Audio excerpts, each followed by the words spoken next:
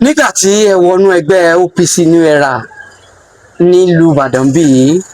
wọ́n pín ẹpín méjì igun kan wà ní Yemẹtu tí comrade Sunday Babalọlá Sunday Babs tí wọ́n léwájú rẹ̀ tí ẹ̀yin comrade Rotimi Olúmọ ẹ̀yin náà léwájú kan ní 7 day Asaka Òkè Àdó ńbàdàn. àwọn tí wọ́n pè ní gun Sunday Babs yẹn tẹ́ bá lọ wo kíní wọn nísìnyí wọ́n ti yọ New Era kúrò nílẹ̀. Sunday Babalọlá tó jẹ́ Babs state commandant ló jẹ́ even for the period of 8 years tí mo fi rúlù Ghana state commandant ló jẹ́. ṣé mọ̀ nígbà tá a dé ní OPC New Era yìí àwọn kan ní wọ́n lọ ń tọwọ́ bọ̀ tí ò yẹ kí wọ́n tọwọ́ bọ̀. ọ̀rọ̀ ẹgbẹ́ ajìjàgbara kò sí nínú ìtàn àdẹ́bá wípé ọmọ onílùú ni ẹgbẹ́ ó ṣe ẹni tí ó bá pójú òṣùwọ̀n tí Ọlọ́run dẹ̀yàn tọ́lọ́ ń pè òun lọ jẹ́ kó ṣe. so ìbíbò gbogbo àwọn tó jẹ́ ààrẹ tí wọ́n ẹ̀ẹ́dẹ́gbẹ́ yẹn mi ò rí kankan ní wọn tó pe rẹ̀ pé ọmọ Èkó làwọn. so bẹ̀tìgbà tí ọwọ́ tí Sunday Babs ọwọ́ tí ò rí yọ nígbà tá a wà nínú ẹgbẹ́ OPC ààrẹ dáadáa ìgbà tá a dé nínú ẹgbẹ́ OPC New Era ọwọ́ yẹn ló fẹ́ yọ léètà wá wò wípé àní kí kíkiní kan mọ rákìtàn lọjẹ àbí tó bá ti lè dánú gbogbo tó òun la fi á ti sọ pọ́pùlù àpapọ̀ lẹ́kọ̀ọ́ wọ́n ti jẹ́ kó yé wípé ẹgbẹ́ òpè méjì nípìnlẹ̀ Ọ̀yọ́ ìsọ́nlé Comrade Olúmọ ni àwọn wá búra fún lẹ́kọ̀ọ́ tí àwọn dẹ̀ náwó ẹ̀ sókè tí gbogbo àgbáyé rí pé òun ni state chairman àwọn ní Ọ̀yọ́ state. so èyí tí wọ́n fẹ́ gbé wáyé is two conditions either kó lọ faramọ́ bí tí ó bá gbẹ́gbẹ́ sí ọ̀ tó bá hàn pé kó wọ̀ fún ẹ pé a kó jáde kó lọ́jọ́ yẹn bẹ́ẹ̀ ni. so lẹ́yìn yẹn ló lóun lọ dá OPC tòun sílẹ̀ so bẹ̀ tó ti yọ ní tó jọ mọ́ New Era kò mẹ́ ó lóun ni ó ní OPC authentic ló ojú sọ́mọ̀ tẹ́ yẹ fò láì fagbágbóra wa. OPC authentic OPC lòun sojú sọ́mọ̀ ẹ̀ tó ẹyẹ fò láì fagbágbóra wọn tó tí ó bá jẹ́ pé ó bá yẹ kó rí bẹ́ẹ̀ tàbá ṣe rò pé bó ṣe yẹ kó rí nìyẹn kó náà ó bọ́ sójú agbani. akẹ́kọ̀ọ́ kan bínú pé ìgbà tẹ́ ẹ dé àwọn ti wà nínú ẹgbẹ́ tẹ́lẹ̀ wọ́n ní 80% ipò lẹ́kọ́ lẹ́wà ní àwọn yòókù kan mọ̀ pín 20% sílẹ̀ kan ló ń bí awọ yín. irọ́ tó jọ mọ́ irọ́ tó jìnnà sí o kò possible náà ẹ̀dọ̀wọ́ agbára kò lè rí bẹ́ẹ̀ ìgbà tí mi ò ń ṣe ọlọ́pọlọ kúkú èmi tí mo lè darí odidi state for 8 years mo rúlu when I was in local government chairman mo rúlu ẹ̀ fún 90 years so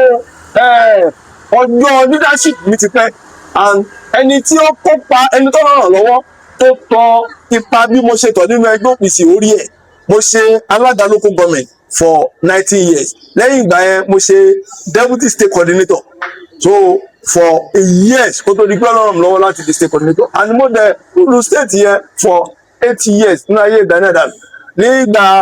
tí mo wà nínú ẹgbẹ́ Gani Adams náà tí mo á bọ́ sínú ẹgbẹ́ OPC New Era tó wá ṣe é ṣe bẹ́ẹ̀ n tó fa ọ̀pọ̀lọpọ̀ ni pé ìgbà tí mo kúrò nínú OPC Gani Adams púpọ̀ nínú àwọn olóyè ẹgbẹ́ àti ọ̀pọ̀lọpọ̀ àwọn ọmọ ẹgbẹ́ wo ni wọ́n tẹ̀lé mi jáde nítorí pé wọ́n nígbàgbọ́ nínú ìṣèjọba mi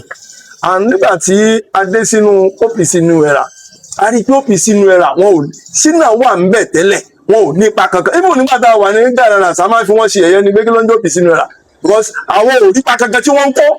wọn ò hàn láàrin ìlú ọ̀tọ̀ ní kí ẹgbẹ́ nípa ọ̀tọ̀ ní kéèyàn fún ẹgbẹ́ lórúkọ ẹgbẹ́ lè máa jẹ́ orúkọ ọ̀tẹ̀ kó má nípa ìpàdé làwọn èèyàn fẹ́ wò ẹgbẹ́ wo ló ń kórúkọ báyìí for a good example ìgbà tí mo wọnú ẹgbẹ́ OPC New Era yìí ó ní mo béèrè fún ọ̀sẹ̀ méjì festival ìgbà tí mo wà ní Gani Adams a béèrè fún Òkè Ìbàdàn festival ìyẹn mi ìgbà fẹ́ báwọn aráàlú mọ̀ yìí pé ẹgbẹ́ wa ń function ó ń ṣiṣẹ́ ló mẹ́rin ti ìpínlẹ̀ Ọ̀yọ́ nígbà tí mo dẹ̀ padà dénú OPC New Era àtúwà wò wípé káàkàn lè mọ̀ ṣe ẹgbẹ́ alápọ̀ ká mọ̀ nípa kankan ká mọ̀ kó tí aráàlú mọ̀ jàǹfààní tàbí ká mọ̀ ní ohun kan tí a mọ̀ dá sí nílùú Ìbàdàn yìí gẹ́gẹ́ bí ẹgbẹ́ tó làmìlaka. So apádà pẹ̀lú àwọn ọ̀sẹ̀ méjì wọ́n dẹ̀ agree. So èyí tá a ṣe lónìí ló jẹ́ lẹ́ẹ̀kejì lẹ́yìn tí ò wáyé rí tí nínú ẹgbẹ́ OPC New Era wọn ò ní festival kan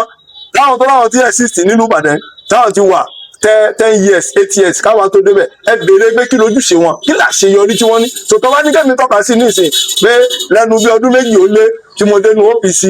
New Era mo lè tọ́ka sí pé lára àṣeyọrí mi ó ní pé a bẹ̀rẹ̀ sí í ṣe festival tó jọ mọ́ ọ̀sẹ̀ méjì festival ọdún ọ̀sẹ̀ méjì ló so gbogbo Ìbàdàn ro a bẹ̀rẹ̀ sí í ṣe. so pàtàkì tó bá wà nílẹ̀ by then bọ́lá wọn ṣe OPC New Era nobody knows them wọn ò mọ̀ wọ́n torí wọn nípa kankan tí wọ́n ń kó. so ètò wọn sọ nípa oyè àjọ jókòó ni a pè wọn ọdún wọn ò fi bẹ́ẹ̀ ní wọn ní good shop wọn ní structure by then gbogbo àwọn tí wọ́n ń sọ nígbà yẹn báwọn ṣe OPC New Era lọ́yọ̀ state wọn pé 50 wọn pé 50 ilẹ̀ 11 local government nínú Ìbàdàn ká mọ̀ sọ Ìbàràpá méjèèjì ká mọ̀ sọ Òkè Ògùn ká mọ̀ sọ Ọ̀yọ́ ká mọ̀ sọ Ògbómọ̀ṣọ́ gbogbo àwọn tí wọ́n ṣe òpè 50 ìbátá àtẹ̀dé we call them àjọpọ̀ round table àdẹ̀jọ́ pé òye nínú wọn wọ́n jẹ́ state secretary bí mo ṣe máa ń sọ̀rọ̀ ẹ̀ state secretary ó ti wà nínú OPC New Era káwa tó débẹ̀ nínú wọn ló jẹ́ Iron